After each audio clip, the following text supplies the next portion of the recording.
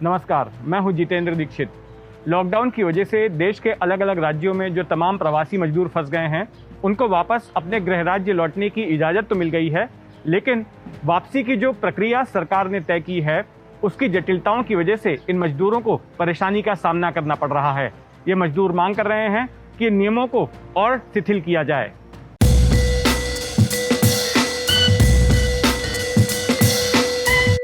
सरकार की ओर से जो प्रक्रिया तय की गई है, उसके मुताबिक जिस भी मजदूर को वापस अपने गृह राज्य लौटना है, तो उसे अपने इलाके के नोडल अधिकारी से संपर्क करना पड़ेगा। मिसाल के तौर पर अगर मुंबई के किसी इलाके में कोई मजदूर फंसा है, तो उसे स्थानीय पुलिस थाने में जाना पड़ेगा। एक पर्चा दिया जाएगा, उस पर्चे को भरना है और उसके बाद में पुलिस थाना जो है, नोडल अधिकारी, उस इलाके का जो डीसीपी है, उसको नोडल अधिकारी नियुक्त किया गया है। वो ये देखेगा कि किसी एक अमुक ठिकाने पर जाने के लिए कितने लोग हैं। अगर 1000-1200 के करीब लोग हैं, तो उस नोडल अधिकारी की ओर से रेलवे से दरखास्त की जाएगी कि अमुक ठिकाने के लिए ट्रेन चलाई जाए, क्योंकि वहां पर इतने सारे मजदूर जाना चाहते हैं। उसके बाद में उन तमाम मजदूरों को, जो कि पुलिस के पास में जिन्होंने खुद को रजिस्टर कराया है, उन तमाम मजदूरों को उस ट्रेन के जरिए उनके ठिकाने पर, जिस जिले के लिए उन्होंने नाम लिखाया था, जहां के लिए ट्रेन चलेगी, वहां तक उन्हें भेज दिया जाएगा। लेकिन ये सब कुछ इतना आसान नहीं है। इन दिनों आप देखेंगे कि मुंबई के तमाम पुलिस थानों के सामने मजदूरों की लंबी कतारें लगी हुई हैं। और ये कतारें सिर्फ पुलिस थानों के सामने नहीं हैं, जो तमाम डॉक्टर्स हैं, उनके क्लिनिक्स के सामने भी लंबी लंबी कतारें देखी जा सकती हैं, भीड़ देखी जा सकती हैं। और ज़्यादातर जगहों पर हमारे संवाददाताओं ने पाया कि वहाँ पर कोई सोशल डिस्टेंसिंग मेंटेन नहीं किया जा रहा है। दरअसल ये कतारें इसलिए लग रही हैं क्योंकि जो फॉर्म भरा जाना है खुद को रजिस्टर कराने के लिए मजदूरों की ओर से, उस फॉर्म के साथ में एक डॉक्टर का सर्टिफिकेट भी लगेगा। उस सर्टिफिकेट में डॉक्टर को ये घोषित करना पड़ेगा कि ये मजदूर जो है, ये बीमार नहीं है, इसमें कोरोना के किसी तरह के कोई सिम्टम नहीं है।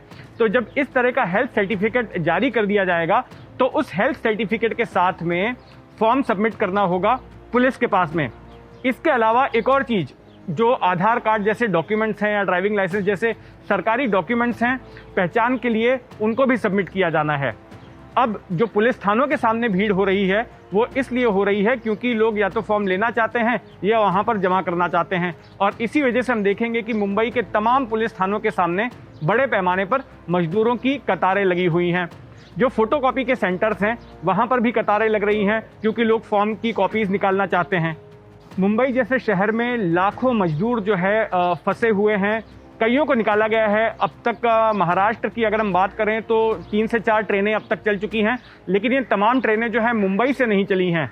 कुछ ट्रेनें नासिक से चली हैं, कुछ ट्रेनें भिवंडी से चली हैं।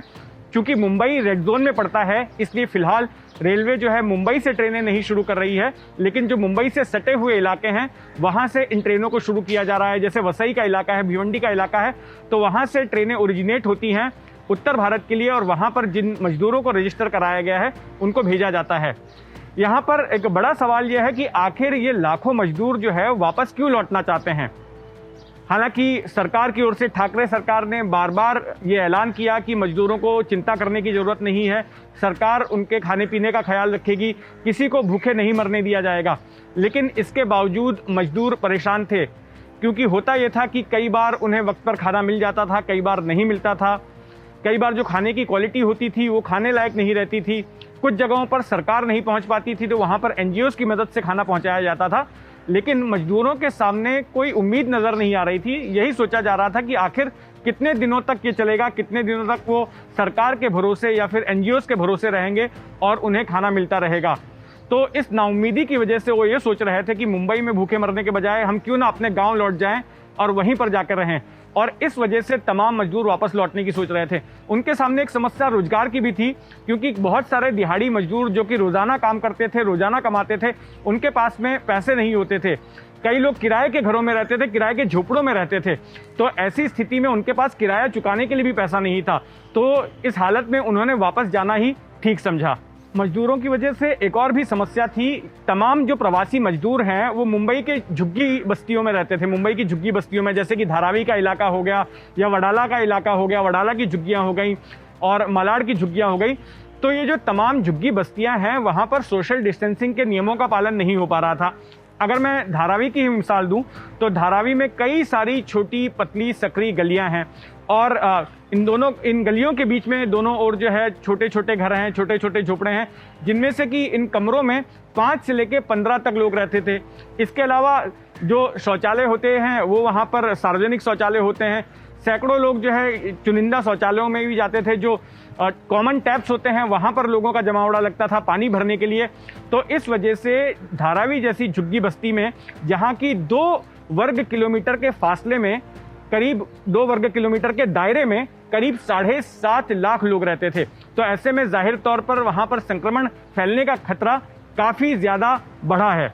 और वहाँ से लगातार हम आंकड़े भी देख रहे हैं कि लगातार वहाँ से आंकड़े आ रहे हैं, कई सारे लोग धारावी से मर चुके हैं, संक्रमण के आंकड़े भी लगातार बढ़ रहे हैं। तो ऐसे में सरकार के लिए भी ये ज़रूरी था कि इन झुग्गी बस्तियों में जो प्रवासी मजदूर रह रहे हैं, अगर वो यहाँ से खाली होंगे, यहाँ से निकलेंगे, तो इफ़ेक्टिवली यहाँ पर कोरोना के संक्रमण को रोकने में भी मदद मिलेगी। जो लोग बचे रह जाएंगे उनकी टेस्टिंग हो सकती है, उनका इलाज हो सकता है और सोशल डिस्टेंसिंग के नियमों का पालन हो सकता है। इस मामले में पूर्व सांसद और महाराष्ट्र में कांग्रेस के बड़े नेता संजय निरुपम खुद अपनी ही पार्टी की सरकार के ऊपर भड़के हुए हैं। महाराष्ट्र की जो ठाकरे सरकार है वो 3 पार्टियों की मिलीजुली सरकार है और उनमें से एक घटक दल कांग्रेस का भी है। निरुपम का ये कहना है कि सरकार जो है इस समस्या को वक्त पर भांपने में नाकामयाब रही, मजदूरों की देखभाल कर पाने में नाकामयाब रही। जो मजदूर वापस लौटना चाहते हैं उनसे जो मेडिकल सर्टिफिकेट लिया जा रहा है, उस सिलसिले में निरुपम का ये कहना है कि इसका फ़ायदा कुछ डॉक्टर उठा रहे हैं और हर एक मजदूर से उसे हेल्थ सर्टिफिकेट जारी करने के लिए 200 रुपये तक लिए जा रहे हैं। अब तक कई ऐसे मामले सामने आ चुके हैं जिनमें कि प्रवासी मजदूरों को रेल से सफ़र के लिए पैसे चुकाने पड़े हैं। हालांकि कांग्रेस ने राज्य सरकार से मांग की है, महाराष्ट्र सरकार से मांग की है कि मजदूरों के टिकट का पैसा सरकार चुकाए। तो वहीं दूसरी ओर पार्टी के प्रमुख सोनिया गांधी ने कहा है कि ऐसे मजदूरों का खर्चा कांग्रेस उठाएगी। एबीपी न्यूज़ आपको रखे आगे।